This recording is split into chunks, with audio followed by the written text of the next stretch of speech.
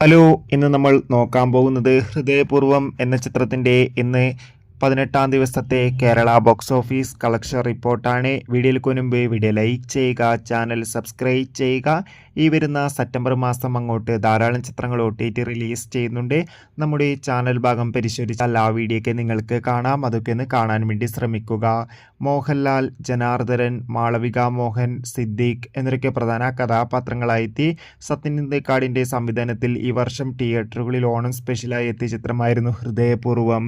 ചിത്രത്തിന് അതിഗംഭീരമായ റെസ്പോൺസ് തന്നെയായിരുന്നു ലഭിച്ചിട്ടുണ്ടായിരുന്നത്.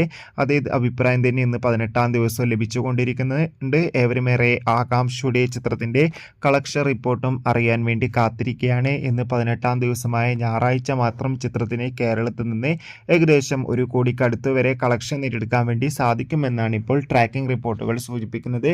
കാത്തിരിക്കാം കൂടുതൽ കളക്ഷൻ റിപ്പോർട്ടിനായി. അടുത്തൊരു വീഡിയോയിൽ കാണും വരെ ബൈ.